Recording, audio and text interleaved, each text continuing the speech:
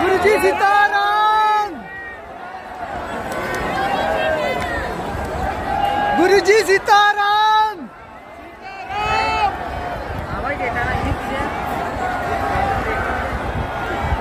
गुरुजी सीताराम, जय सिया राम, जय सिया राम।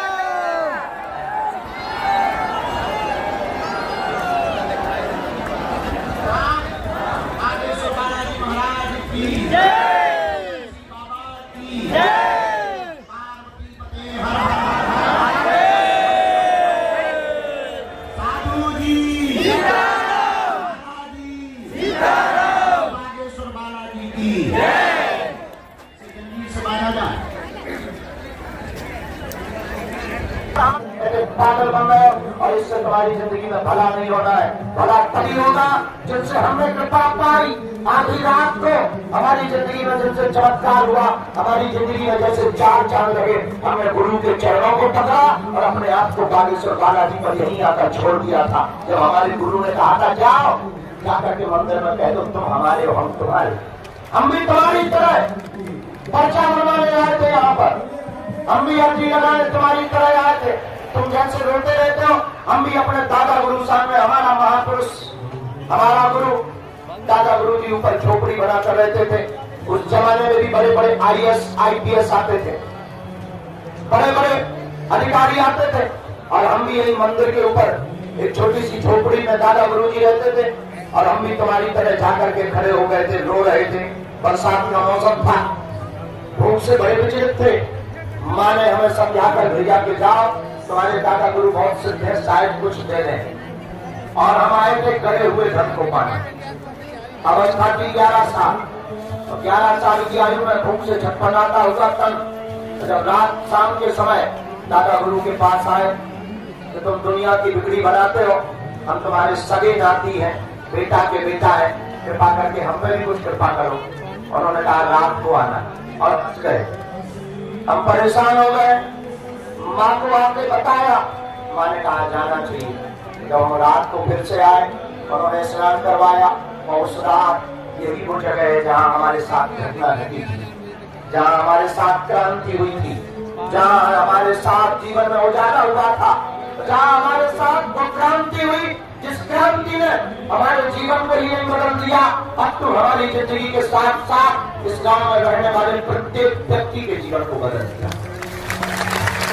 और इस क्रांति ने केवल हमारे जीवन को नहीं बदला, उस रात ने हमारे आसपास रहने वाले लोगों के भी जीवन को बदल दिया, और हमसे ही नहीं, इस धाम से फिर जुड़े हुए लोगों के जीवन को बदलने लगा। और वो घटना ये थी कि हम तो बहुत मुसीबतों से उस वक्त जी रहे थे। ऐसे ही बरसात का मौसम था, और 12x10 के कमरे में, वो भी खप्पर वाले कमरे में, बारिश का पानी धीम धीम टप टप करके घर में भर गया था। और लगभग 1 फुट के लगभग का पानी बरसात का भरा होगा, ऊपर से टप टप करता हुआ। 3 दिन से सोए नहीं थे। पलंग के नीचे बैठ करके हम और हमसे छोटी बहन और उससे छोटा भाई तीनों पलंग के नीचे बैठे थे, ताकि टपका हुआ पानी सिर पे ना पड़े और तबीयत खराब ना हो जाए। और रातों भर यही जाग कर गुजारा। और जब दादा गुरु ने कहा कि तुम रात को आओ, तो रात को जब वहां सीढ़ियों पर गए और झोपड़ी के पास गए, दिप्पी जल रही थी, अंधेरा भयावह था, मेढक जगह जगह बोल रहे थे। एक कच्चा रास्ता था, कच्चे रास्ते में गपते गटरते गिरते चले आए हम, और चढ़ गए सीढ़ियों पर। और रात के कोई मध्य 12 बजे भयंकर आवाजें हो रही थी, मेढकों की आवाजें, कभी झींगुर बोल रहे, कभी कुछ बोल रहे, और पूरे में सन्नाटा, पूरे में जंगल था। लेकिन वो महापुरुष दिप्पी के उजेले में भी ऐसा चमकदार दिखाई पड़ता था। वो कोई और नहीं, हमारे सगे दादाजी दादा गुरु थे। हमने जाकर प्रणाम किया, उन्होंने कहा आ गए। हमने कहा आ गए। उन्होंने कहा बताओ क्या चाहते हो। हमने आंखों में आंसू भर के कहा कि 3 दिन से घर पे भोजन नहीं बना, घर पे अन्न का दाना नहीं है, छोटी बहन और भाई है वो बार बार चिल्लाते हैं कि भैया कुछ खाने को दे दो, आज 1-1.25 रुपए का पानी जी ला करके खिलाया। पिताजी कुछ हमारे करते नहीं, तुम्हारे ही सगे बेटा है, तुम्हारे ही हम सगे नाती हैं, आपने हमने सुना बहुत लोगों की बिगड़ी बनाई, हमारी भी बता दो। और ऐसा कहते कहते हम फूट फूट कर रोने लगे। माँ ने जो सिखाया था वो बोल दिया, और जब रोने लगे तो दादा गुरु ने पाए पकड़ी, और जहाँ बालाजी है वहाँ एक मड़िया में, छोटी सी मड़िया में हनुमान जी बैठे हुए थे, छोटी सी जगह पर हनुमान जी बैठे थे, वहां जाकर के यहाँ पर बाहें पकड़ी और खड़ा कर दिया, और उस रात घटना घटी। तो घटना ये घटी जो माइक पर बोलने योग्य नहीं है। कोई बहुत जोर से उजाला हुआ, और जोर से उजाला और जोर से आवाज दादा गुरु ने लगाई, और भयंकर उजाला हुआ। उजाले को देख करके हम बच्चे तो कई कांप गए, शरीर हमारा फड़फड़ा गया, और बाहें पकड़ियों पीछे धमकी लगाई, और वो धीरे से बोले कह दो कि तुम हमारे और हम तुम्हारे। और बस हमने भी जोश में आकर के कह दिया बाबा आज से तू हमारा और हम तुम्हारे। और मेरे पार में वो रात की घटना है जिस घटना ने हमारी जिंदगी में 4 चांद लगाए, और उसके बाद फिर कभी हमने पीछे मुड़ करके नहीं देखा। तो तुम्हारे सामने हम वही बात बताते हुए आज बैठे हुए, और 11 वर्ष की अवस्था से आज हमारी जीवन की 27 वर्ष तक की अवस्था हो गई। मेरे पागलों, हम तुमसे यही प्रार्थना करेंगे कि जैसी हमारी बिगड़ी बनी, यहाँ पर जो जो जुड़ा उसकी भी बनी। आज जैसे हमने पाया तुम भी पाओगे, और ये कोई भी भारत का धर्मगुरु तुमसे नहीं बोल सकता, कोई भी दरबार का सिद्ध महात्मा तुमसे नहीं बोल सकता, और दरबार लगाने वाले भी नहीं बोल सकते, क्योंकि उन्हें डर लगा रहता है कि हमारे दरबार में आने वाली भीड़ कम ना हो जाए।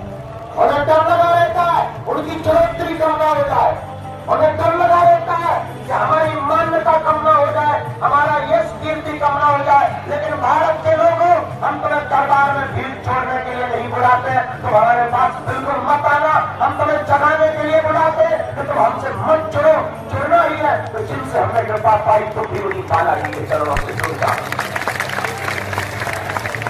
ये बात हम इसलिए भी बोलते कि हमें दरबारों की आवश्यकता नहीं, हमें भीड़ की आवश्यकता नहीं। हम तुमसे दान लेते नहीं है तो हमारी कोई स्वार्थ है नहीं, न तो तुमसे दान लेते हैं, न तुमसे हमें सम्मान की आवश्यकता। तुम हमें गाली भी दो तब भी हमारी मुस्कुराहट तुम गायब नहीं कर पाओगे।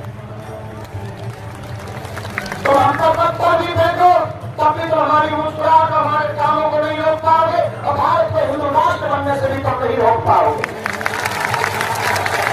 और तो हमको मारने की भी साजिशें कर रहे, जैसा कि अभी तक हली उल्लाह करने वालों ने तरह तरह की साजिशें की, तरह तरह के प्लान किए, और तरह तरह के षड्यंत्र किए, और तरह तरह से मीडिया, और तरह तरह से मोबाइल, और तरह तरह से प्लान के लोगों को थाम कर भेजा, लेकिन आज तक बाल बांधा नहीं हुआ। क्यों? क्योंकि हम जो है हम वही रहेंगे, न कल बदलेंगे, न आज बदलेगा, कल बदलेंगे। हम भारत के भोले भाले हिंदुओं को जगाने आए हैं, हम तुम्हें जगाने आए हैं, हम तुम्हें हनुमान जी से जोड़ने आए, और हम तुम्हें वो देना चाहते, पर्चा नहीं देना चाहते, पर्चे से तुम्हारे एक प्रश्न का उत्तर मिलेगा। हम तुम्हें हनुमान जी देना चाहते जिससे हर समस्या का समाधान मिलेगा।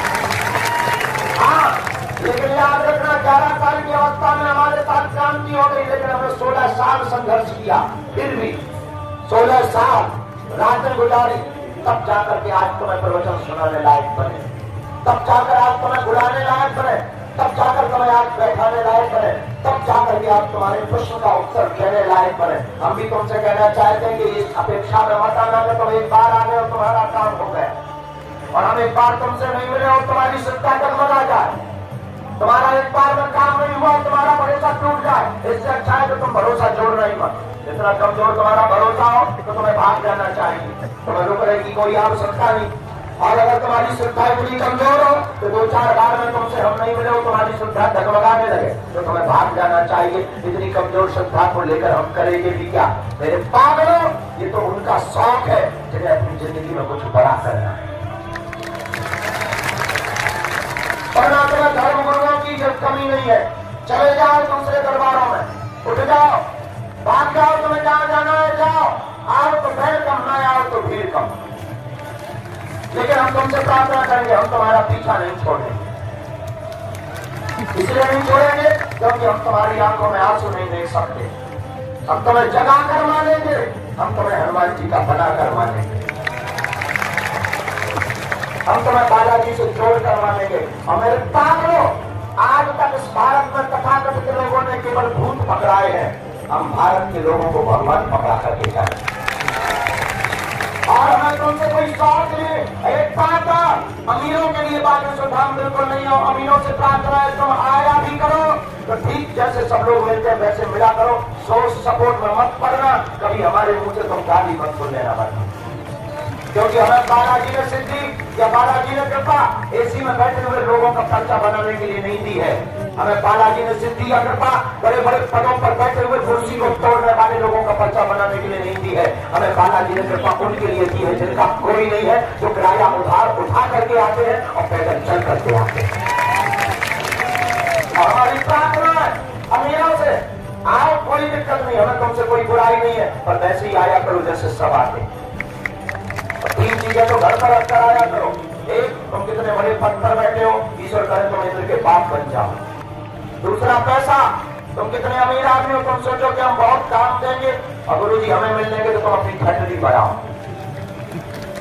उसकी भी आवश्यकता नहीं। क्यों? क्योंकि हमारे पास हमारे हनुमान जी हैं, ये लोग हनुमान जी से कम नहीं। महाराष्ट्र, बहुत अच्छा, बैठो जनाब, हम आपकी अर्जी लगवाएंगे। तो गोस्वामी तुलसीदास जी कह रहे थे, हम भूल जाएंगे, चौपाई में कह रहे थे, जा की रही भावना जैसी और प्रभु मूरत तिन देखी तैसी। तुलसीदास जी कहते हैं भैया, जो जैसी भावना करके रहता है उसको जो है मूर्ति भी वैसी दिखाई पड़ती। परमात्मा के दरबार में, बालाजी के दरबार में जो जिस भावना से बैठता है, संदेह की भावना से, विश्वास की भावना से, श्रद्धा की भावना से, दृढ़ता की भावना से, जो जिस भी भावना से बैठता है उसको उसी भावना से बालाजी की कृपा प्राप्त होती है। एक बात और, भगवान का मिलना कठिन नहीं है या भगवान की कृपा को पाना कठिन नहीं है, हमारा आपका सरल होना बड़ा कठिन। क्या? सरल होना बड़ा। सरल आदमी बड़ी मुश्किल में होता है। इसलिए हमारे पागलों, हम आपसे क्या होगा? डंडा? अच्छा, झंडा। सुनो, बाबा कहते हैं कि जो जिस भावना से हनुमान जी को देखते हैं, हनुमान जी उसको उसी प्रकार दिखाई पड़ते हैं। लेकिन बड़ी गंभीर वाली बात यह है, पतिव्रता स्त्री उसी को कहा जाता है जो अपने पति को छोड़कर पर पुरुष का स्वप्न में भी चिंतन ना करे। ध्यान से सुनना, जो अपने पति को छोड़कर, राम राम, पर पुरुष का चिंतन स्वप्न में भी ना करे, वो पतिव्रता स्त्री है। और मेरे पागलों, यही हम तुमसे कहना चाहते हैं कि सच्चा साधक वही है, सच्चा भक्त वही है, सच्चा श्रद्धालु वही है, सच्चा जिज्ञासु वही है, जो अपने आराध्य श्री बागेश्वर हनुमान को छोड़कर स्वप्न में भी मन में संदेह प्रकट ना करे।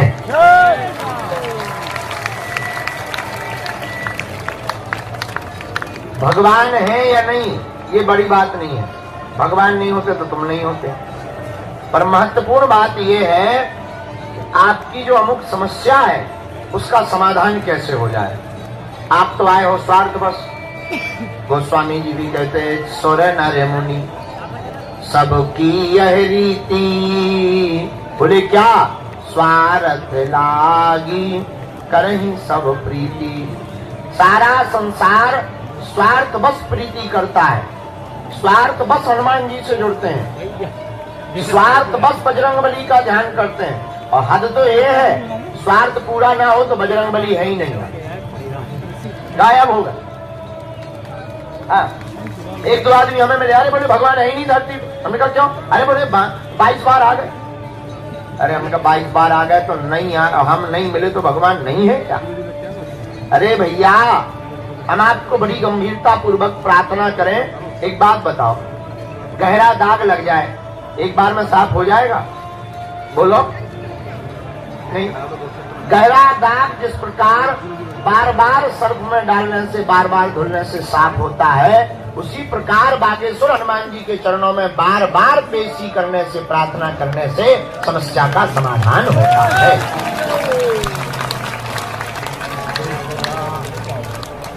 बागेश्वर हनुमान जी हैं जज के हनुमान।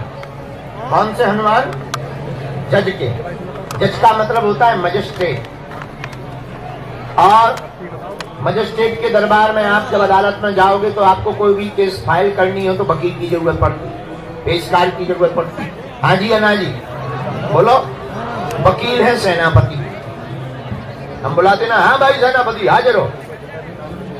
वकील है सेनापति। पेशकार बाबू कौन है? सन्यासी बाबा। जज कौन है? बागेश्वर बालाजी। अच्छा इतने तो हो गए। आप पूछोगे गुरुजी तुम? सबका बता दिया, अपना बताओ। तुम का हो? कुर्सी पे बैठे लंबी चौड़ी, भारी माइक धरे, भारी चंदन लगाए, कौन हो तुम? सुनो, पेशकार बाबू सन्यासी बाबा हैं, जज हनुमान जी हैं, वकील हैं हमारे सेनापति जी। लेकिन दरवाजे के बाहर सफेद कपड़ा पहने, टोपी लगाए, एक पहरेदार पुकार लगाने के लिए बैठा रहता है। पूरी अदालत देखना वो क्या करता है। किसी की भी पेशी हो तो वो क्या कहता है? अमुक आदमी हाजिर हो। तो हम क्या करते हैं? लाल शर्ट वाले आ जाओ, अर्जी लग गई। करते कि नहीं? बोलो। तो हम हैं चपरासी, बालाजी हैं जज, और तुम मुकदमा लड़ने वाले, केस दायर करने वाले लोग। ले हैं लंबी लंबी मोटी मोटी फाइल, जमीनों पे कब्जा हो गए, शरीर पर बीमारियों का कब्जा हो गया है, भूतल को होगा कब्जा, जो आगो बगल में है, भूतों का कब्जा हो गया शरीर पर। तो क्या करते हैं तुम लोग? जिस प्रकार संसार में जमीनों पर कब्जा होता है तो अदालत के दरवाजे खटखटाते हैं, साहब बचा लो, मुक्त करा दो। उसी प्रकार हम लोग दरबार में बागेश्वर बालाजी की अदालत में आते हैं और बालाजी के पास आकर के कहते हैं कि रोग का कब्जा हटा दो, भूत बाधा का कब्जा हटा दो और हमको निरोगी बना दो। अच्छा सुनो, रोको रोको रोको, इतना ही नहीं। अच्छा जब दरबार लगता है, अदालत जाते हैं, जब मुकदमा दायर किया जाता है तो केस में पेशी करनी पड़ती है। हाँ जी ना जी बोलो। यही बागेश्वर धाम में केस क्या है? नारियल बन गया, याचिका तुम्हारी सुन गई, पर्चा बन गया, केस की फाइल बन गई। अब मंगलवार क्या है? मंगलवार है पेशी। आप पेशी करना प्रारंभ कर देंगे, मुकदमा का फैसला तुम्हारे पक्ष में होगा और जीत भी तुम्हारी होगी। अब तुम नियम का पालन न करो। अदालत में क्या होता है? अगर केस पेशी पर हाजिर ना हो तो क्या हो जाता है? वारंट कट जाता है। हाँ जी ना जी, संबंध भेजते हैं, वारंट कट जाता है। हाँ भाई इस तारीख को हर हाल में आ जाना, नहीं तो जो है जमा गिरफ्तारी वारंट हो जाएगा। बोलो, होता ना? जिस प्रकार अदालत में वारंट कट जाता है उसी प्रकार बागेश्वर धाम के जो नियम नहीं करते उनका भी वारंट कट जाता। बोले क्या? बोले समस्या उल्टी बढ़ जाती है, ये समस्या ठीक नहीं होती है। इसलिए हमारे प्रिय साधकों जितने भी आज दरबार में बैठे हैं, एक बात बहुत गंभीरता पूर्वक सुने। वो बात ये है, अपनी अर्जी जो आप लेकर आए वो तो आपका काम होना ही होना है, होना ही होना है, होना ही होना है। हमें बालाजी ने चुना है, हमें आपके लिए भले ही उनसे लड़ना पड़े, पर आप हमारे परिवार के सदस्य हो, हम आपकी समस्या का समाधान करवा करके ही मानेंगे। हाँ, थोड़ा धैर्य आपको रखना पड़ेगा। धैर्य इसलिए, हम मशीन तो है नहीं, चलो गुरु दिया चार्ज कर दो फिर हमारा भी बुढ़ापा, शरीर का हाँ पी भरने, आंखों से दिखना कम हो, अभी पराये घर भी जाना है, फिर भी ये दुर्दशा है। लेकिन हम आपको बताएं, चाहे जितना शरीर थक जाए, जब तक इस तन में प्राण रहेंगे तब तक हम मानव होकर मानव के काम आते हैं। हमको चाहे लेटे लेटे अर्जी लगानी पड़े, हमारे देवता ऐसे तो है नहीं कि अगरबत्ती लगावे परत, दिया जलावे परत, हवन करवे परत, तब देवता आऊ तब पालचा बना। हमारे देवता तो परे परे बता दे। हमारा वाईफाई वेरी हाई। अब आजकल आज हमें एक पत्रकार बता रहे थे, बोले गुरुजी इतने दरबार लगने लगे, अरे हमका लगने दो, हमारा लोड तो कम हो रहा, बाढ़ में कौन परेशान हो गए। लेकिन एक बात बोले, कल हमने कथा सुनाई थी आपको, 10 चलते हैं तब 1 पहुंचते हैं। हम तुम्हें दरबार में चमत्कार दिखाने के लिए नहीं बैठाए हैं, न ताली बजवाने बैठाए हैं। दरबार तो बहाना है, असलियत में तुम सबको बागेश्वर हनुमान जी का बनाना है। दरबार और तुम कहोगे तो अगर हनुमान जी का बनाना तो यहीं बैठे रहो, आप जाते क्यों? हम इसलिए जगह जगह जाते हैं क्योंकि दरबार और चमत्कार तो बहाना है, भारत को हिंदू राष्ट्र बनाना। हमें हनुमान जी ने चुना ही किसी और काम के लिए, और कई विरोधियों की नींद खराब है हमारे कारण, कईयों के पेट खराब है, अलीउल्लाह वालों की दुकानें बंद हो गई, अजमेर में भीड़ जाना बंद हो गई। अभी अजमेर के एक मुल्ला ने धमकी दी हमको, जब से बागेश्वर बाबा आया चादर चढ़ना बंद हो गया। अरे हम कहा चादर फादर निकट में आ गए, बागेश्वर जब नाम सुना।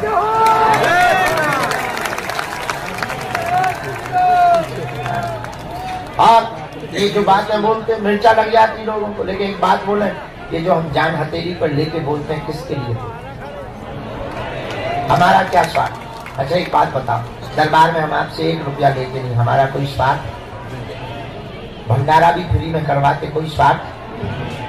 कई बार गालियां भी सुनते लोगों की ना मिलने पर, हमारा कोई स्वार्थ? हमारा एक स्वार्थ है, भारत हिंदू राष्ट्र हो जाए और तुम्हें तांत्रिकों के चक्करों में ना पड़ना पड़े और तुम्हारा भला हो जाए। तो हमारा अच्छी खासी हम कथा करते हैं, कथा में कोई काम नहीं, 3 घंटा कथा करो, 18 घंटा सो। लेकिन हम क्यों मेहनत कर रहे हैं, क्यों चिल्ला रहे हैं? क्यों? तुम्हारे लिए। हम चाहते हैं तुम हमारा परिवार हो, हम चाहते हैं अपने सनातन के ऊपर अब कोई उंगली ना उठाए, हम चाहते हैं तुम पाखंडियों के चक्करों में अपनी बहन बेटियों को ना पहुंचाओ। बोलो जय सिया राम, जोर से बोलो जय सिया राम। और इतना ही नहीं, अभी जब तक हमारे तन में प्राण है, देखो जीवन का तो कोई पता नहीं, जब तक हमारे तन में प्राण है, हर साल गरीब बेटियों का विवाह तो हो ही रहा। अब हम 2029 तक नहीं और पहले ही कैंसर हॉस्पिटल बनवाने जा रहे हैं।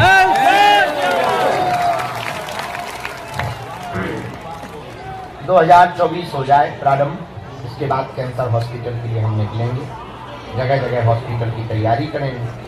और चाहे जैसे हो, अब हम गरीबों को डॉक्टरों से लुटने नहीं देंगे, चाहे जो हो जाए उसके लिए हमें चाहे जिसको चमत्कार दिखाना पड़े, चाहे जिस बड़े आदमी।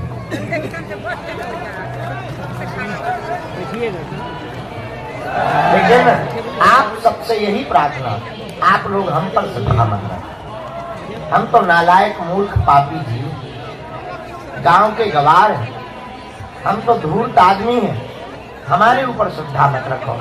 आपको श्रद्धा रखनी ही है। आपको देखो, इंसान हमेशा भरोसा तोड़ देता है, भरोसा रखना ही है बागेश्वर हनुमान पर भरोसा, वो कभी नहीं तोड़ेंगे। नाम जप करो, पेशी कभी मत छोड़ो। देखो, नियम छोड़ोगे कल्याण नहीं होगा, धैर्य रखो। हम अक्सर एक शेर बोलते हैं, कल भी बोला था, आज बोल देते हैं, ज्यादा नहीं होगा, कौन पेट में अपच हो जाएगा। गफलत से जो डर जाए वो जेर नहीं होता, अपनी ताकत पर जो इतराए वो शेर नहीं होता।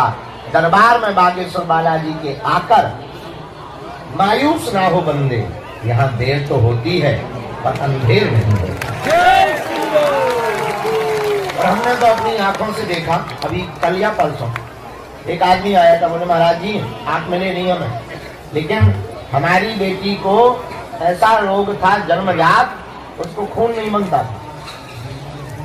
हमने डॉक्टरों से जब उस बारे में पूछा कि इसका मतलब क्या है, बोले महाराज ये लाइलाज बीमारी है, जब खून नहीं बनता है तो प्रत्येक बच्चा को पूरी जिंदगी भर हर महीना खून चढ़वाना पड़ता है, तब जी पाता है। और खून बंद कर दोगे बालक मर जाएगा। और हमने अपनी आंखों से देखा, वो आके रोते हुए हमें बता रहा था, बोले गुरुजी हनुमान जी की दया से अपने आप वह रोग ठीक हो गया और आराम लग गया। तो ऐसी चीजें हमने ना सुनी है ना देखी है। कलयुग में हनुमान जी ऐसी लीला कर रहे हैं। हमारा मानना है इस भारत में राम नाम के राज्य की स्थापना के लिए बागेश्वर हनुमान जी प्रकट हुए हैं। लेकिन तुम चूक मत जाना, अधैर्यता मत करना। इतना तय है कि तुम्हें घूम फिर करके बालाजी के ही चरणों में आना पड़ेगा। और हम इसके ध्येय में नहीं है कि तुम बागेश्वर धाम आओ ना, ये बुद्धि से निकाल दो। हनुमान जी के चरणों में पहुंचाने का हमारा सिर्फ उद्देश्य है। ऐसे बागेश्वर बालाजी के जो दरबार में आप बैठे हैं, लहसुन प्याज मांस मंदरा बंद कर दो। महीने में एक बार 2 महीने में एक बार पेशी करना प्रारंभ कर दो। पर्चा बने या ना बने, बालाजी और सन्यासी बाबा को सब सुनाई पड़ता है, जाओ सेना पहुंच जाएगी। काम सफल होने लगेंगे, रोग में संकट में पीड़ा में आराम लगने लगेगा। और जाओ, जो भी ओम बागेश्वराय नमः इस मंत्र का तुम श्रद्धा पूर्वक जाप करके देख लो, तुम्हारे आसपास की सिद्धियों का शक्तियों का अनुभव होने लगेगा। राम राम राम मन में राम नाम जप करो। आज का दरबार हम शुरू करते हैं। जिनकी अर्जी आओ सन्यासी बाबा बालाजी महाराज जितने लोग यहाँ